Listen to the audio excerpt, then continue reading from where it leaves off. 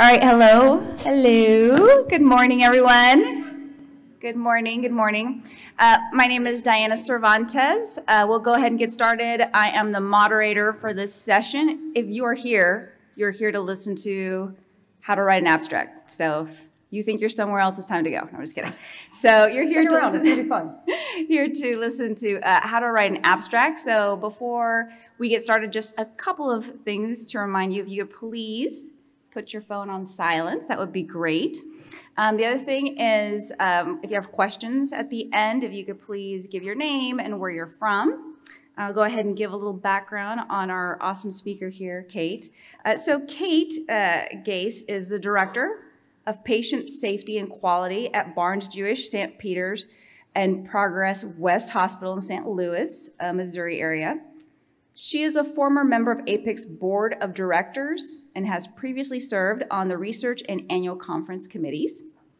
Kate earned her undergraduate degree and MBA at Washington University in St. Louis and her MPH at Hunter College.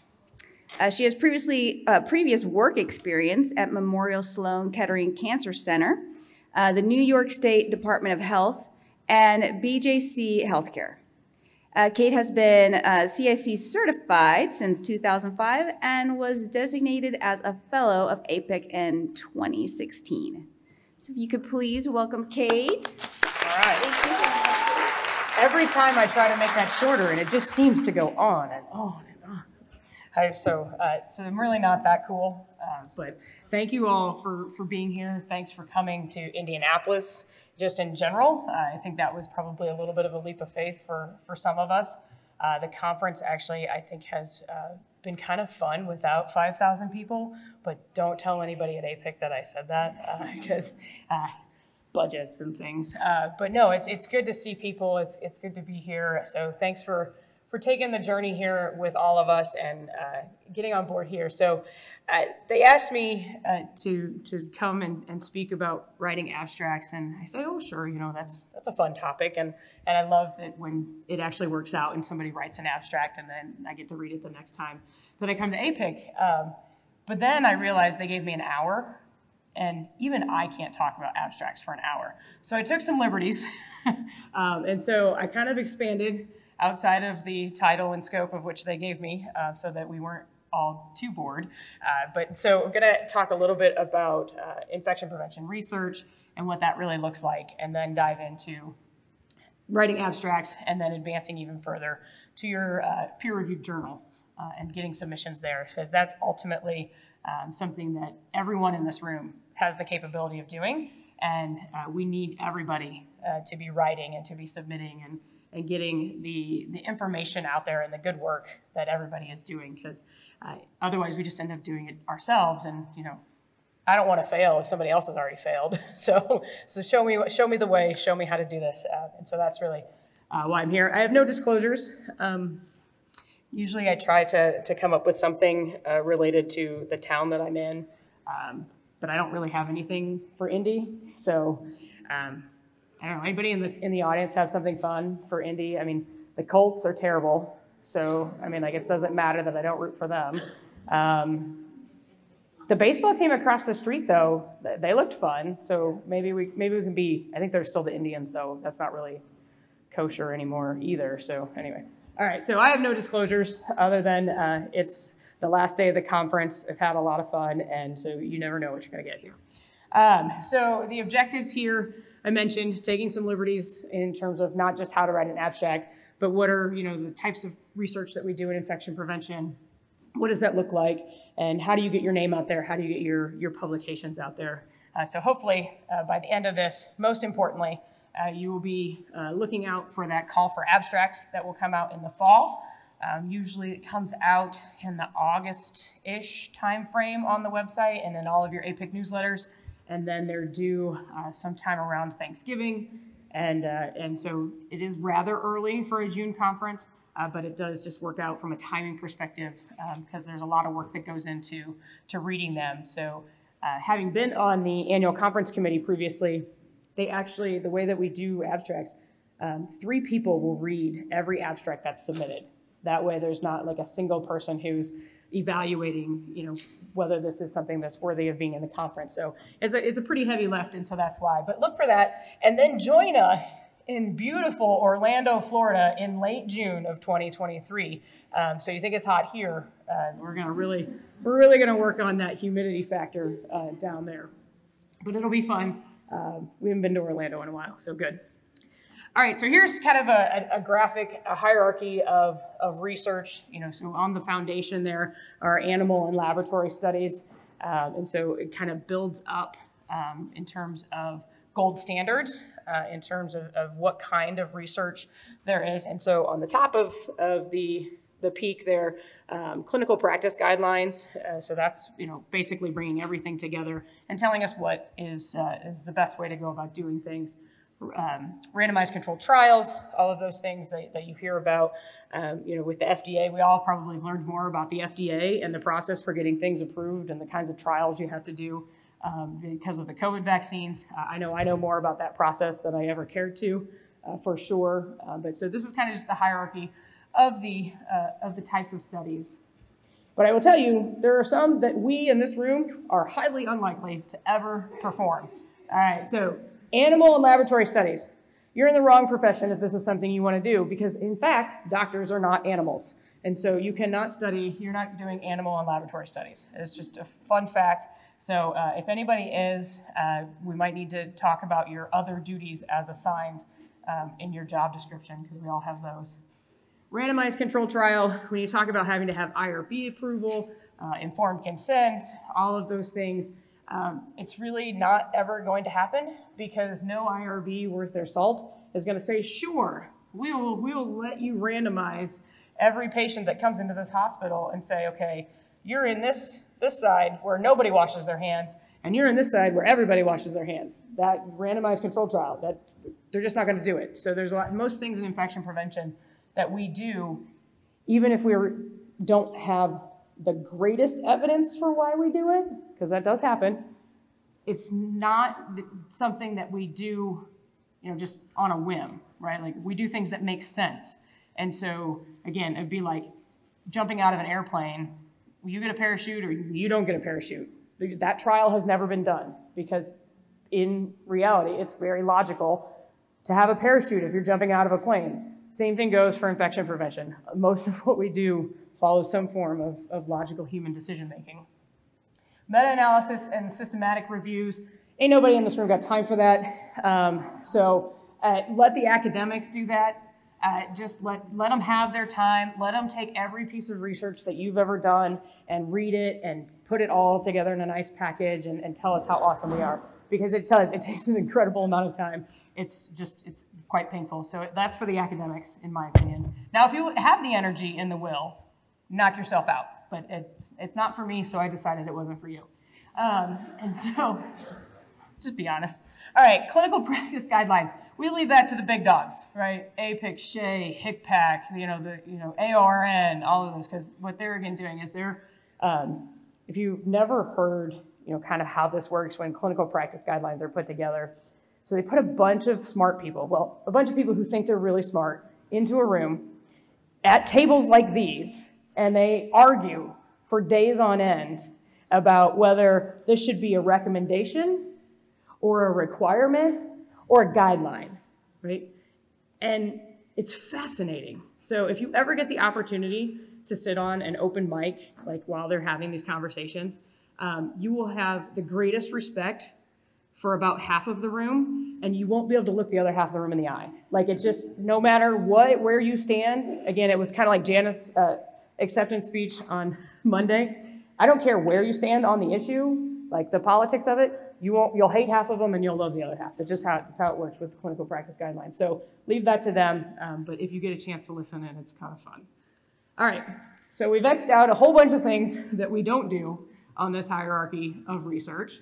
And so that leaves us with 3 big categories: cohort studies, case control studies, and then case reports and editorials and expert opinions. So these are all things that every single one of you can do. I have no doubt these are in your wheelhouse. So we'll talk more about that. So case reports in general, it details sort of a single case normally, something unusual, novel. And so I put up a screenshot here, the most recent MMWR that came out about monkeypox and related to the traveler coming back and being the first case in the United States. So lots of information in these, lots of detail. I mean, I think if you read that whole thing, like you'll know what color that guy's eyes were.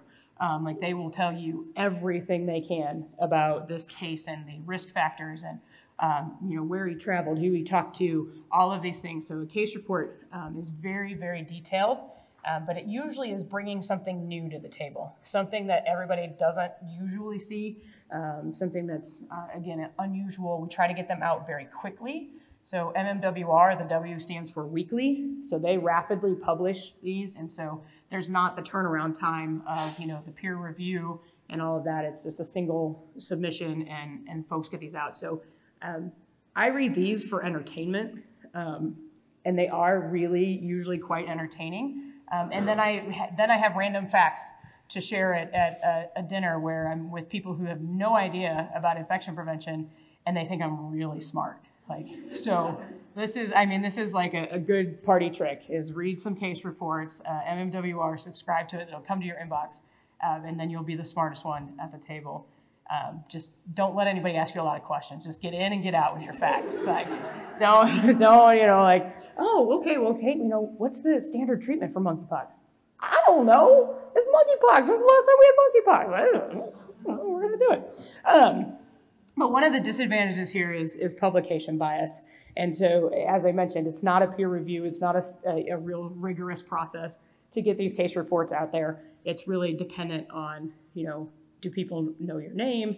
Is this really fascinating? Do you, you know, whoever's deciding that day, do they like it? Do they not like it? So some publication bias when it comes to these, but still fun.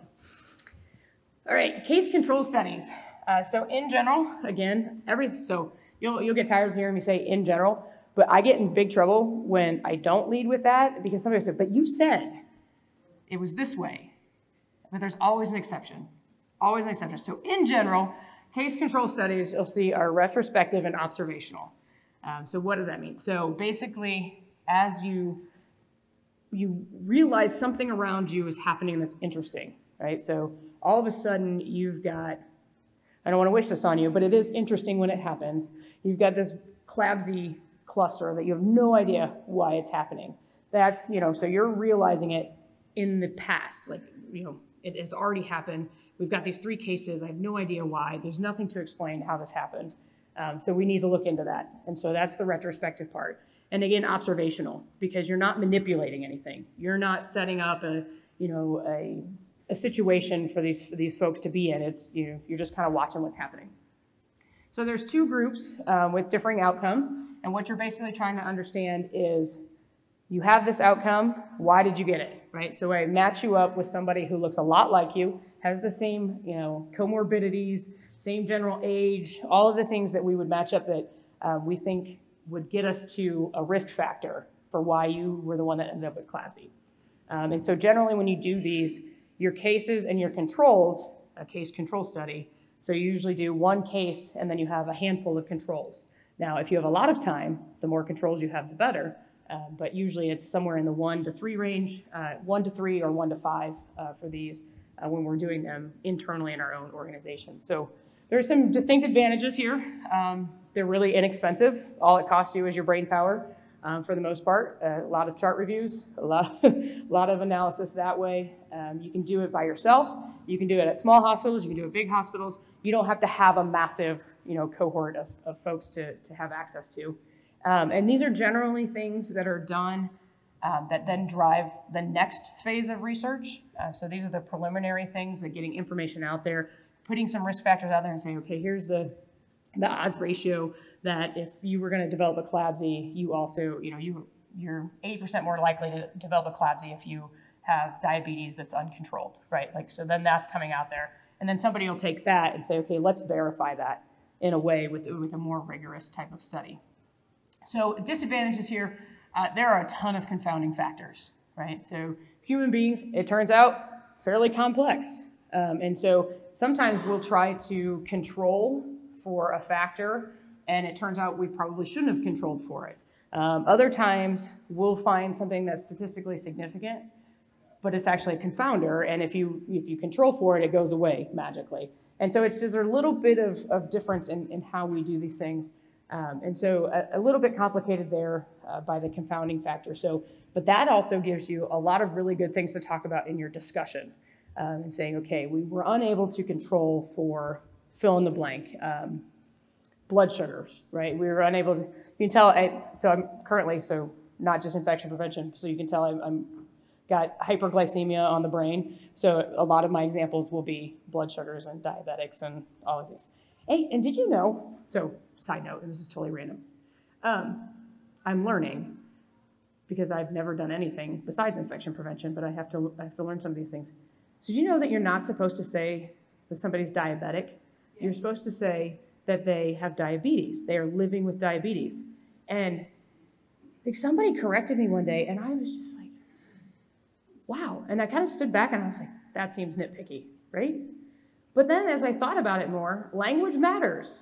Language matters. And so I caught myself just there. I said, a diabetic. No, a person living with diabetes. Anyway, so totally random, but I just thought I'd share that because that was what was happening in my head right there. Again, you had no idea what you were in for when you walked into this room. But again, research can be boring. It can be boring, so we got to break it up a little bit. You can't like sit down for 6 hours and just bang this stuff out. You'll fall asleep. And so disadvantage confounders may be difficult to establish the timelines, right? So what's a reasonable timeline? So if I have a patient who got a CLABSI and we say, okay, we think potentially, something that has floated up is that they swam in the river. Okay, well, when and what's meaningful, right? Did they swim in the river with their PICC line in, or did they swim in the river last summer and that's not meaningful? And so just not really being able to say because it's all recall. And so particularly if you're trying to get information from patients and interviewing them, reliable information can be hard to come by. And then as we all know, we are at the mercy of the documentation of our peers across our organizations to get this information. So sometimes it's difficult to really ascertain what's real and what's not. So case controls are still a little bit complicated. Cohort studies, so these are prospective in general. I had a picture of a journal or of an article from AGIC that said that the title was Retrospective Cohort Study. And I was like, I'm not going to put it in there, but I am going to mention it. So again, in general, prospective, still observational. And so what I think happened in the cohort is there was for a retrospective one, there was some sort of natural divide that happened, but that's probably research 201. Anyway, so you get the evidence to confirm or refute what's going on and what your hypothesis is. And the cohort is supposed to be defined before the appearance of the outcome, okay? So if I say we're gonna do cohort in here, we're gonna say that side of the room is cohort 1, this side of the room is cohort 2, and I'm gonna kind of hang out and I'm gonna watch, and my outcome of interest is yawning.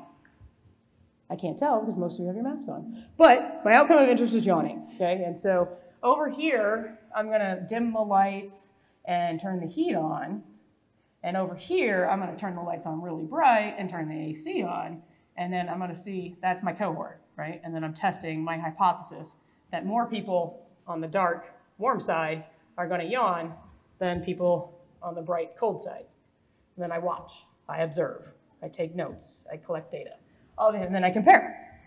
Okay, so this really helps to determine the risk factor. So basically what I'm studying is it a risk factor for it to be warm and dark to lead people to get sleepy and start yawning?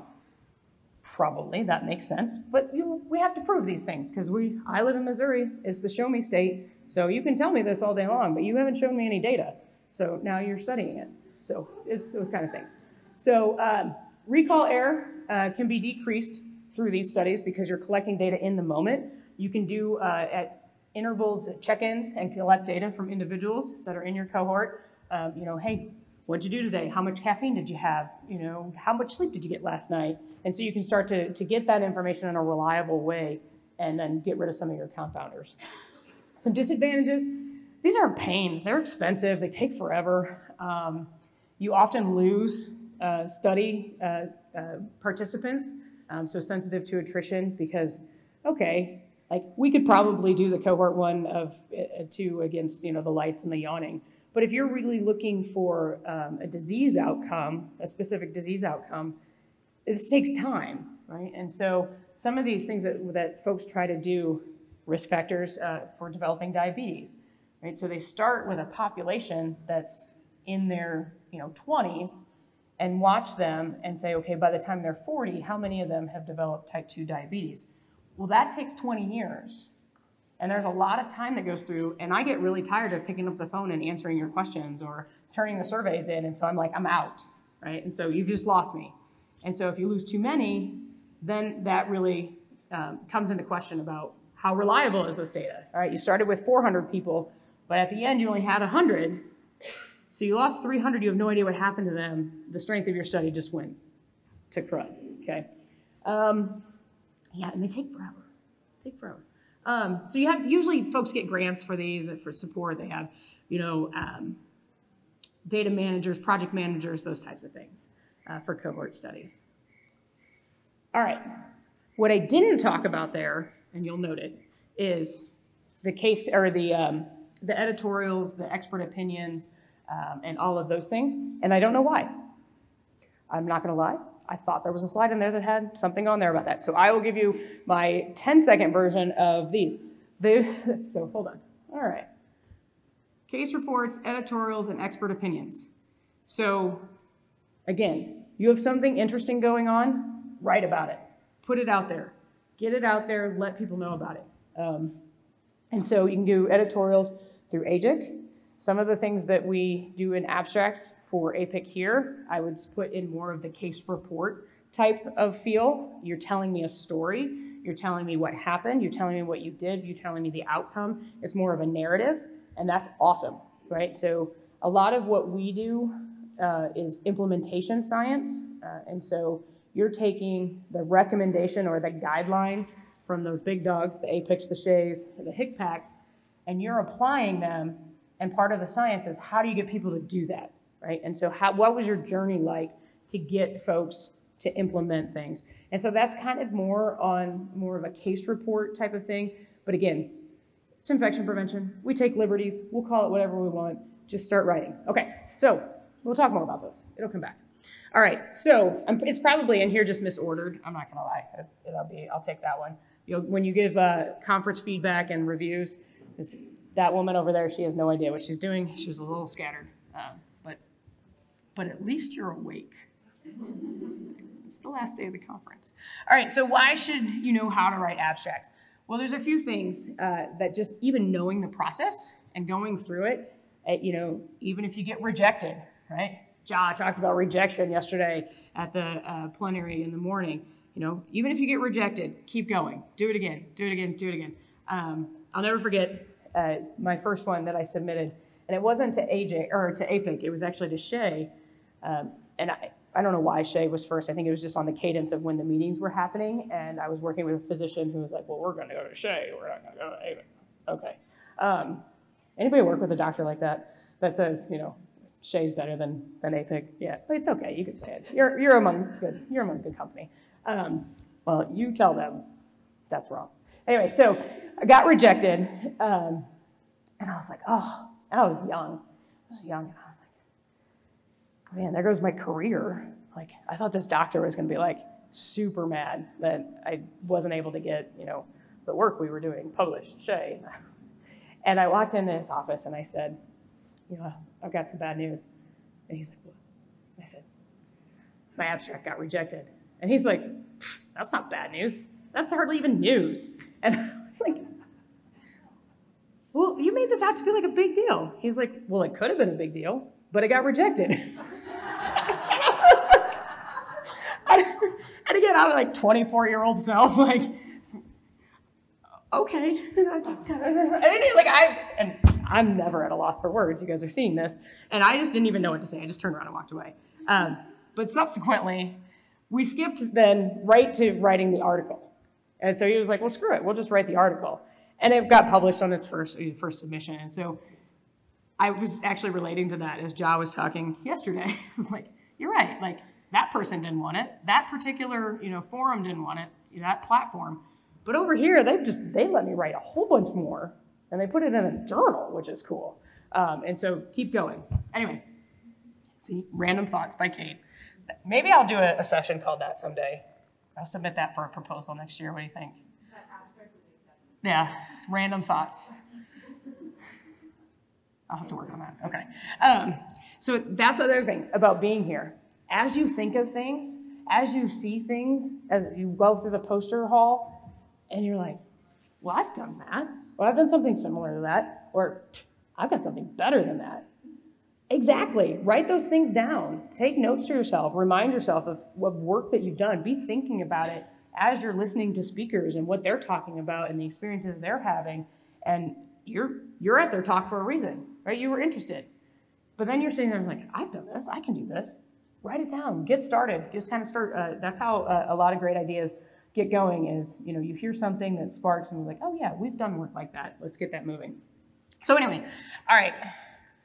There's a lot of words. They're really far away. And then they're like tiny over here. So it's kind of weird. I don't know. Again, random thoughts. All right, so this will help you get complex information out there in a clear and concise way. It will actually help you in terms of reading abstracts and digesting data and information as presented by your peers if you understand the process and understand what should be happening in these abstracts. It will help you kind of get that research part going. And then writing abstracts about your own work, super, super important. And then thinking about going the next step and publishing, why would you do that? So it really, really is important for the efficiency of advancing patient safety and infection prevention, right? If you're doing something and it's working, we absolutely want to know about it.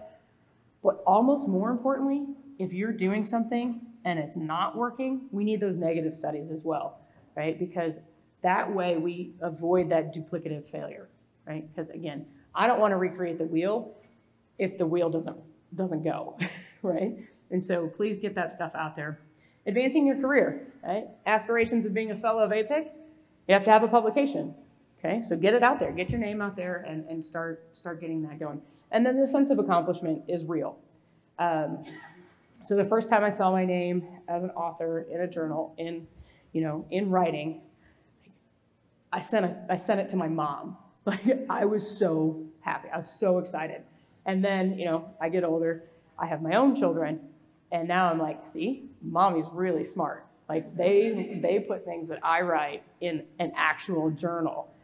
And now they look at me and they're like, Mom, why is that piece of paper over there? Like, the AJIC journal shows up in hard copy, because I've tried desperately to stop it, but it doesn't stop coming. And so it shows up, and they're like, you got to stop. Like, just show me online. It'll be fine. But nonetheless, super cool. And then the next step of super coolness is the first time somebody cites you in something they're writing. They say, you have contributed something that is worthwhile to get down the road even further and have inspired me, have been a part of what I'm writing about. And so that piece is really cool. So I challenge you, I offer that up as a carrot to trying to get this done. It really is a pretty good feeling. So where do you publish? So obviously, APIC annual conference, I mentioned Orlando, Florida, beautiful Orlando, Florida in late June of 2023. It's going to be great. So proposals for presentations, the call for proposals comes out pretty much next week, I think. So it's usually generally right after the previous conference, the call for proposal comes out. And this isn't like abstract writing. This is, hey, I have a great idea. Here's what value I think it would be to the membership. And, here's, can I come talk about it? So that all comes out. But then the abstract submission, as mentioned, has happened as the call for abstracts happens in the fall. AJIC, our American Journal of Infection Control. So there are many ways to get publications into there: brief reports, major articles, commentaries, and correspondence. Correspondence, also known as editorials, letters to the editor. But they tried to make that, letter to the editor started to feel a little confrontational, right? So it's a correspondence. It's very sophisticated. And then prevention strategists. We don't utilize this enough, in my opinion, for folks new to the writing. and new to research. And so being able to put out, a narrative about the work that you're doing and the problems that you're having and the hypothesis that you have in a non-peer-reviewed journal is also very helpful.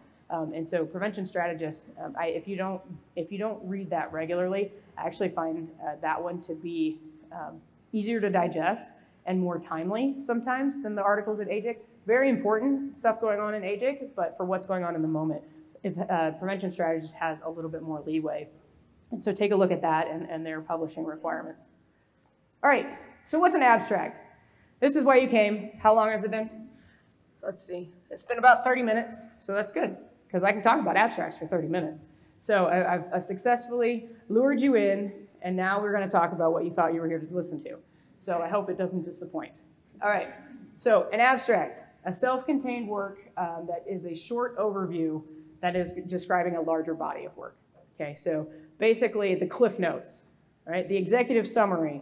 I know that my children have found this wonderful website that gives them essentially the abstract to almost every book that they've been assigned to read in their entire, career of high school and junior high so far. So it's kind of like that. So I think my kids are going to be really good at writing abstracts someday because they've read a whole bunch of them about the work they were supposed to be doing. So just keep an eye out for that. If you have kids coming up in the high school age, they say, yeah, we're reading this book. I haven't seen you open that book once. It's like still like crisp. And they're like, yeah, but I read online about it. Okay, cool. I'm hoping that that works out. You get into college someday, so you get out of my basement. But anyway, so there are 4 sections in general, 4 major sections to an abstract. This is the format that APIC uses: background, methods, results, and conclusions. And so we'll work through each of those, what it should look like, what should be in there, what shouldn't be in there, and do some examples. All right, so your title should be concise, and it should describe the content of the abstract. So I have to say, so I gave this talk, that's probably 2014, I don't know. In preparation, it wasn't at an APIC conference. I was the chair of the research committee, and they said, we want to encourage people to write abstracts, but a lot of times people don't know how. And so they're like, can you do this webinar? Can we do this recording of you, kind of telling people, walking them through the process? I said, sure. And so I pulled out some of those slides, and I realized that the abstract example that I used in that talk broke at least 4 of the rules I'm about to tell you. Like verbatim, like the title wasn't very descriptive. So this is a revamped title. I had something in past tense or in present tense that should have been in past tense, and I'm like nobody called me on this. Like, come on, guys. So that is just another example of if you stand up in front of people and you say it with confidence and a little bit of swagger, they're gonna be like, okay, yeah, I'm following her. So be careful who you follow, including me, because I was horrified. And I was like, this has been out on the internet for 5-7 years, and I had no idea. Anyway, so a very concise title that describes the content of the abstract. So I will tell you, when you write an abstract for APIC, you actually have a 20-word limit in your title. And we had to do that because people got real creative to get around the word limits of the body of the abstract.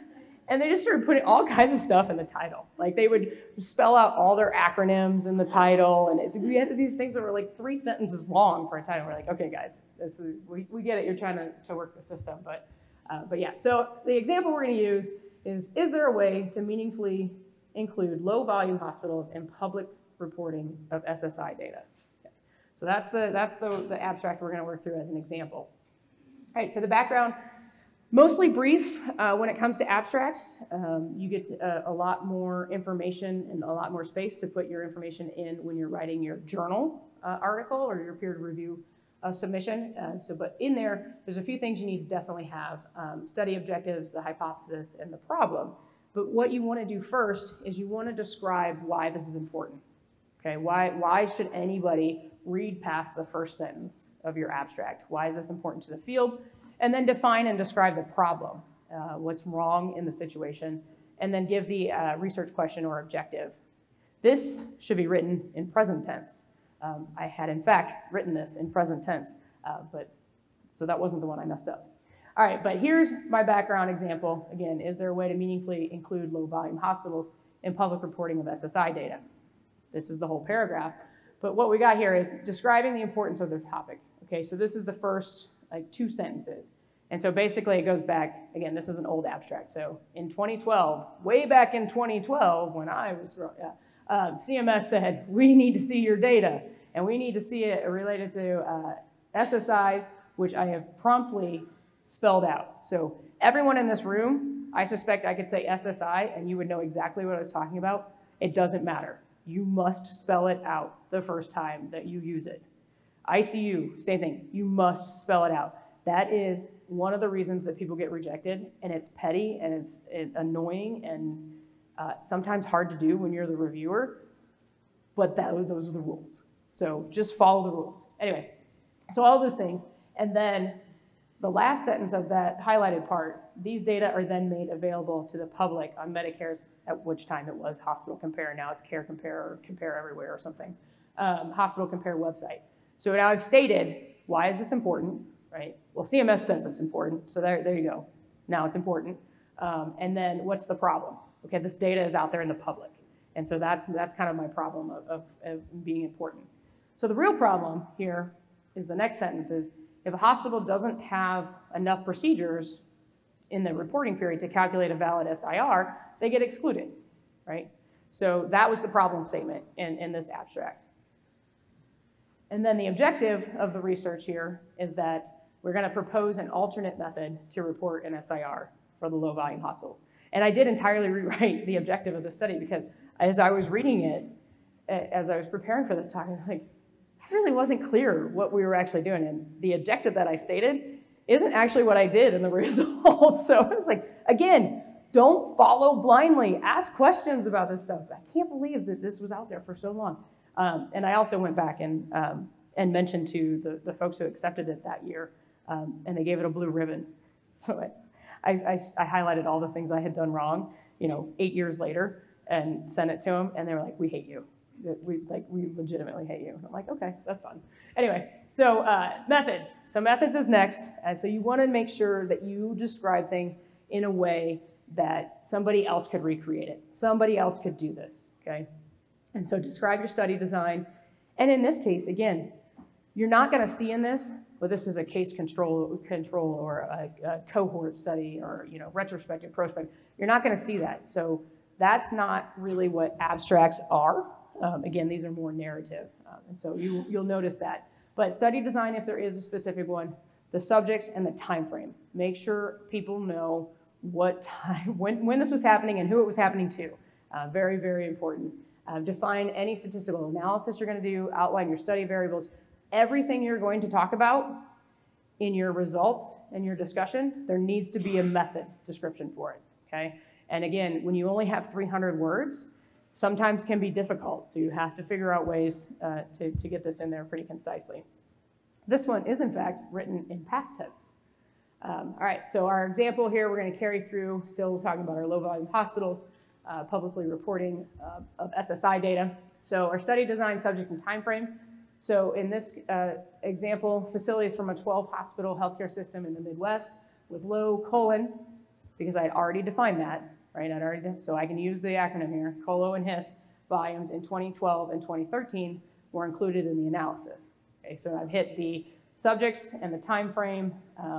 Again, study design, don't get hung up on that because really this is more of case reporting. This is more narrative, more editorial, more storytelling. So don't feel like in order to submit an abstract that you've truly had to have done a cohort study or a case control study.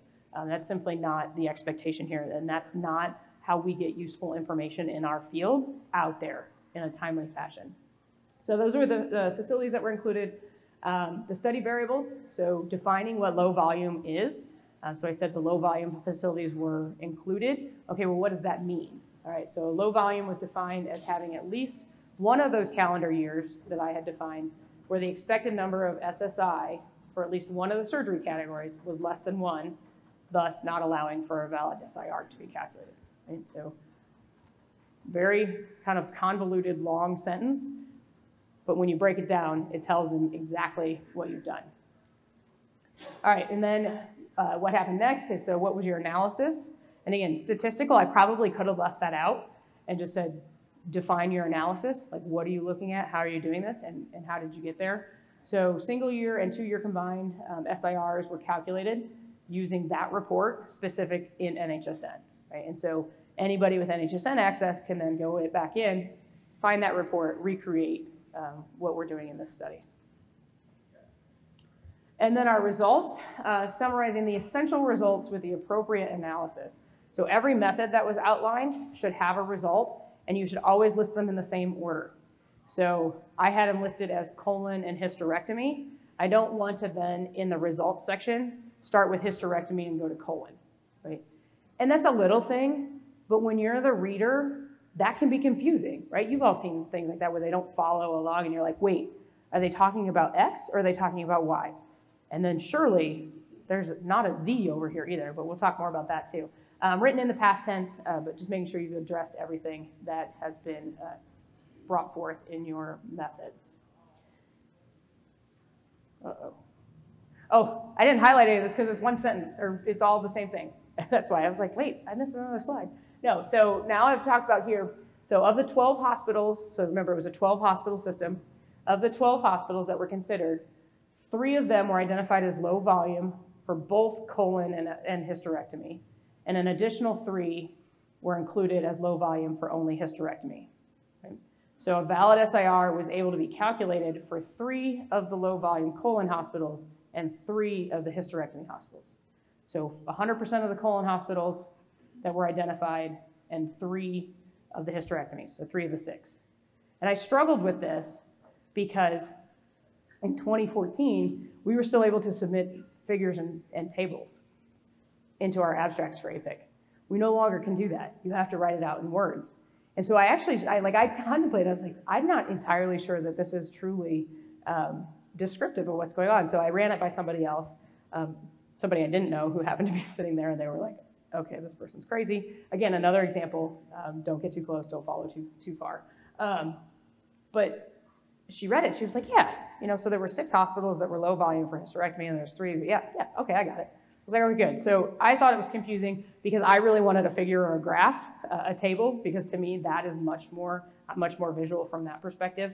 But in your original abstract submission for APIC, you have to find a way to say it in words. And so if it's something, this really well, like this is your work. And so if you're having a hard time, does this make sense? Find somebody who hasn't been intimately involved in it, have them read it, and then have them tell you in their own words what they think happened. And that's a good way to know whether this is clear enough for submission. All right, our conclusion, this is the fun part. So this is where you get to interpret things. And so answering the research question, ensure all of your conclusions are supported by the results. So don't make a random statement that the results just really aren't there. People say you can make data say anything.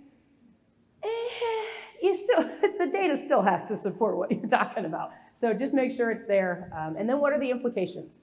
Right? Do we need further study? Is this a call for action? Should we need to change something? Just be really clear about what you think the implications are. So our example here is answering the research question. So by combining multiple years of data, we are able to get a valid SIR for some low volume hospitals. So I had to put that qualifier in there. I couldn't just say for low volume hospitals because I wasn't actually able to do it in 50% of them for the hysterectomies, allowing for inclusion of these facilities in public reporting. And so the implications, so for very low hospital volume facilities, further methods need to be explored to appropriately evaluate performance, right? So there were still 3 hospitals that were excluded from being reported, even if you added 2 years of data. And this was before VBP kind of came forward and we're using 2 years of data to get everybody kind of up that way. But we still struggle with this. I have hospitals in our healthcare system that still don't get that SIR calculated in their VBP performance because of this 2-year requirement. And sometimes it's advantageous and sometimes it's not because the more things that are excluded, the more heavily weighted the things that are included are. And so if you're doing well in those, that's great. But if those are things that you're still struggling with and you need this data for hysterectomies as an example, it can be detrimental. And so the call to action here is further exploring appropriate ways to evaluate those lower volume hospitals when we talk about pay for performance. All right, so a few tips. Abstracts must be in English. And this is just a recognition that most of us are not smart enough to speak multiple languages. God bless the people who can. I've been jealous of them my entire life. But most of us, so you submit them in English. Grammar and spelling are really important. And so if you are not, if English is not your first language, make sure that you're having somebody look at it that is their first language so that you're clear on your grammar and spelling. Complete sentences and in narrative format. And so basically what this means is you can't save words by using, bullets and incomplete sentences, right? And so listing things, that doesn't fly. It has to be a narrative, it has to be a story. Don't use brand, trade, author, or institution names. So very, very important. This is a blinded review process. And so if at any point the reviewer knows either who you are, the organization you work for, or there's a specific brand of product that's called out, it automatically gets excluded. So just very important. So that's why the generic description of a 12-hospital healthcare system in the Midwest, rather than saying BJC Healthcare, right? Because as soon as you say BJC Healthcare, it's excluded because we're trying to decrease the amount of bias that goes on there. Spell out your acronyms. We talked about this a little bit, even the common ones, SSI, ICU, very, very important. Spell them out the first time you use it, and then it's free game. You can spell it out. You can use acronyms in the title without spelling them out as long as the first time you use it in the body, you spell it out. Okay, so that's kind of a weird rule. So you can use it in the title, but spell it out the first time you use it in the body of your abstract. So I mentioned earlier 300 words. So again, not a whole lot. So you're telling what is a really important story and something that you know a lot about, but it's got to be in a very short manner. So common mistakes, first person anecdotes. Never start a sentence in an abstract with I think, or I saw, or I did this, or I did, no, you're out. So no first person anecdotes. Even though you're telling a story, you're like, hey, you just told me to tell a story. I tell stories about what I'm doing. No, no first person anecdotes, no first person opinions. Those are for correspondences with AJIC. Make sure that you have enough information included. And so that, again, so I can tell what's going on, I can tell why this is important, is very important.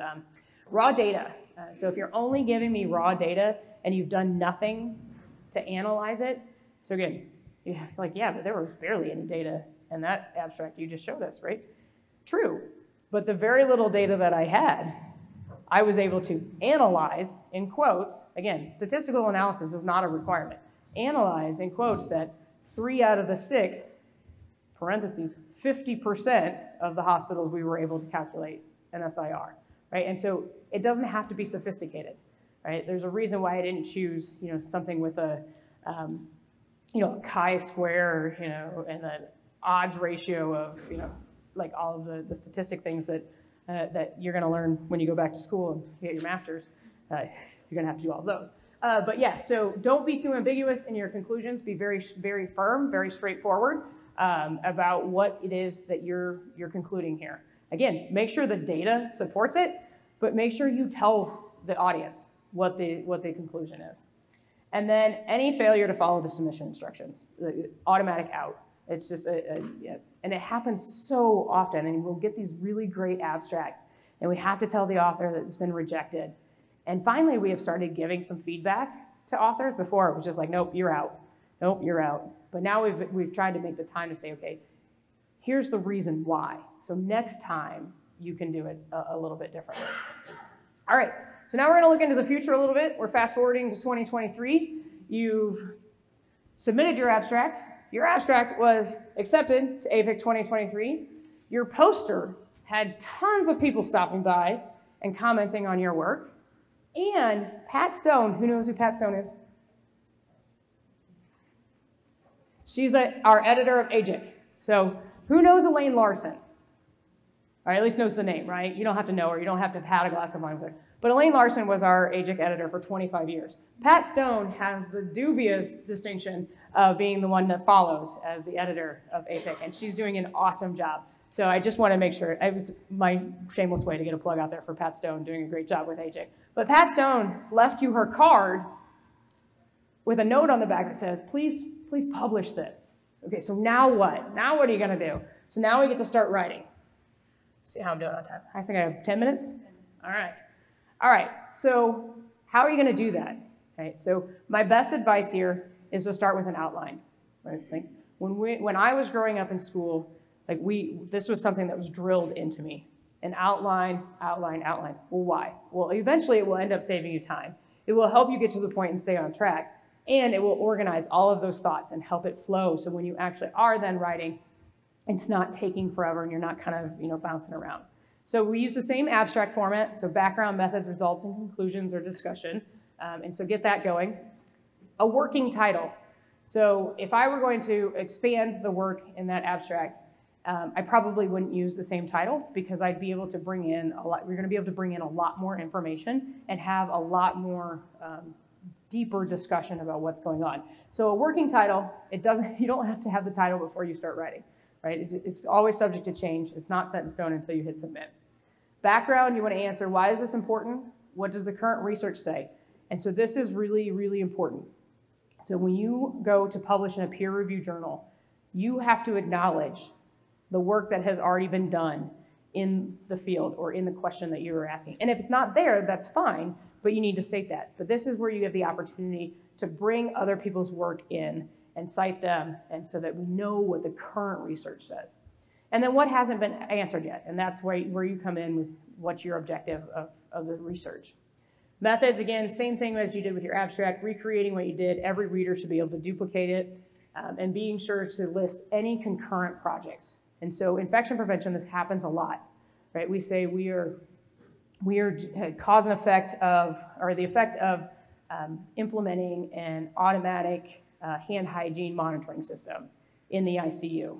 Okay, well, what else is going on in the ICU at the moment? Like what that could potentially be confounding of this, because you're going to need to talk about that in your discussion. And so think about that right from the beginning and tell us about it in the methods. So at the same time that we were implementing this automatic hand hygiene dispensers and monitoring, we were also introducing 5 moments of hand hygiene rather than foam in, foam out. And I know it's very old, I'm getting old, but that, something that we had to do. So acknowledge that because it's very important. Results, significant and non-significant findings. And so if you have data, but it doesn't pan out the way that you thought it was, so very important to still leave that data in there. That is one thing when you go for a peer review submission. If you don't have the non-significant results in there as well, people will throw it out. It's biased, it's not worth it, right? And so you've got to acknowledge, even if you get a negative result or a non-significant result. I mentioned a little bit earlier, negative publications, negative findings, something that didn't work, very, very critical that get out there and try to get that word out there as well that, hey, we tried this and here's why it doesn't work. Clear and concise. Now you can use tables, charts, graphs, and figures to clarify. And so you can get a lot of data in there. And that also brings credibility to you if you are able to really show the data and show the work. And then discussion. This is the fun part. So you get to interpret everything, you highlight the key findings, and then you tell people, you tie it back to the literature that you used in your background when possible, implications of your findings, and then limitations.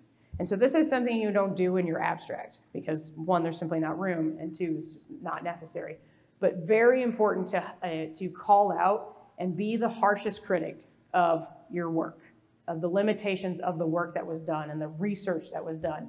Because if I'm a reader, or if I'm the reviewer to decide whether this is going in or not, if I can come up with a limitation without thinking too hard, that's not recognized in your own discussion as a limitation, I then start to wonder, what's the bias? Where's, why wouldn't they acknowledge that?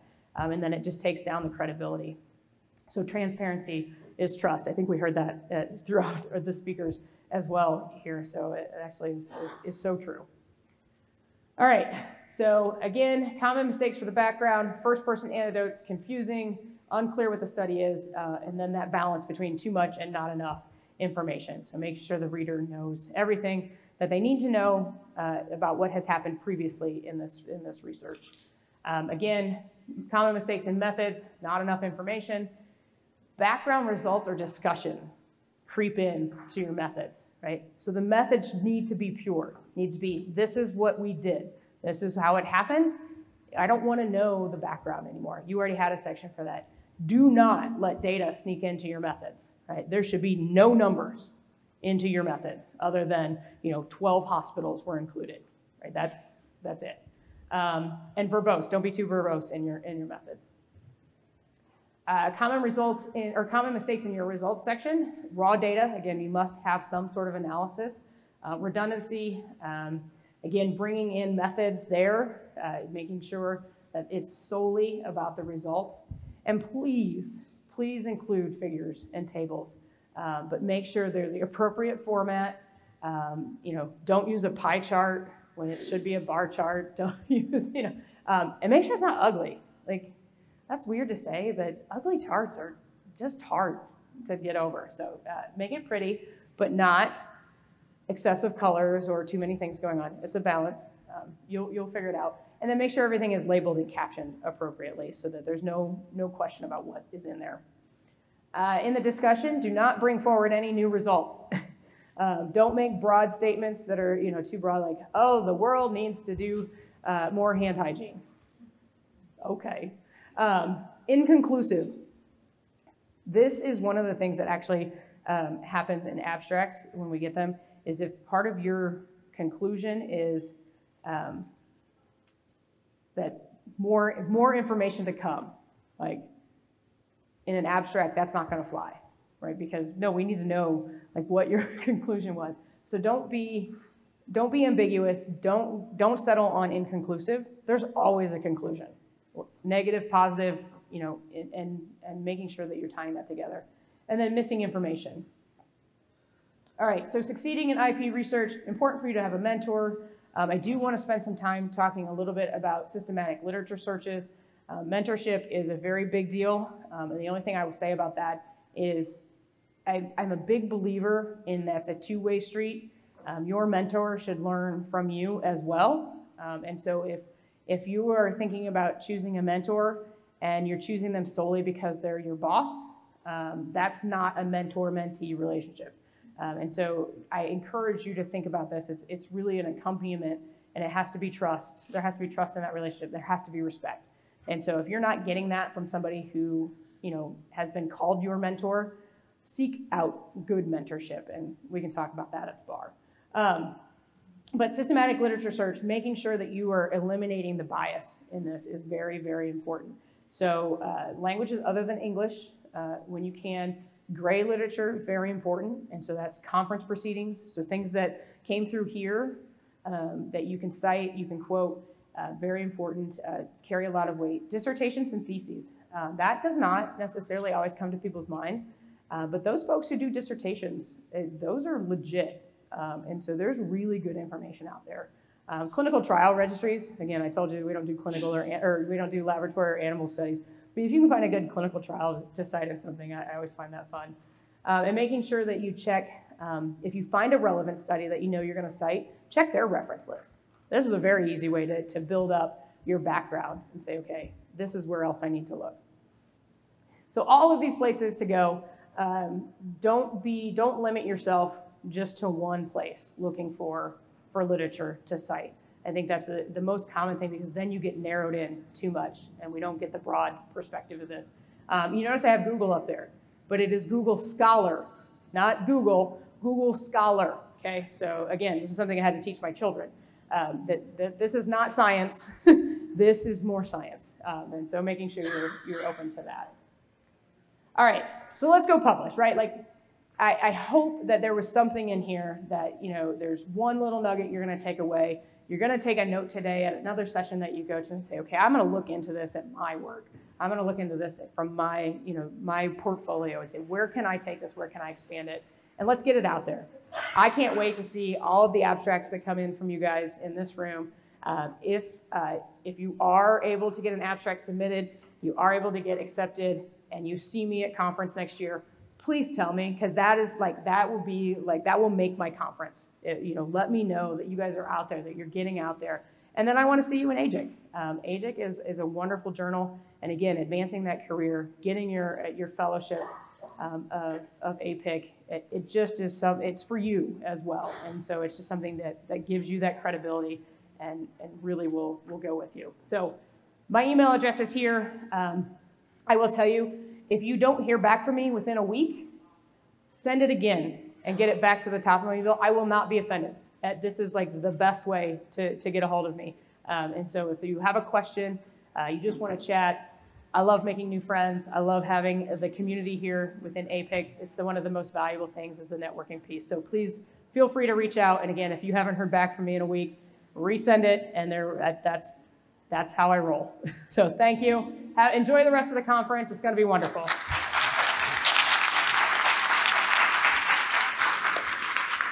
Thank you so much, Kate, for making this entertaining and fun abstract writing. We do not have time for questions. See how I did that? She did it perfect. No time for questions. So email her. Email me. I'll stick around. Stick around for a bit. So thank you, guys. Thank you, everyone.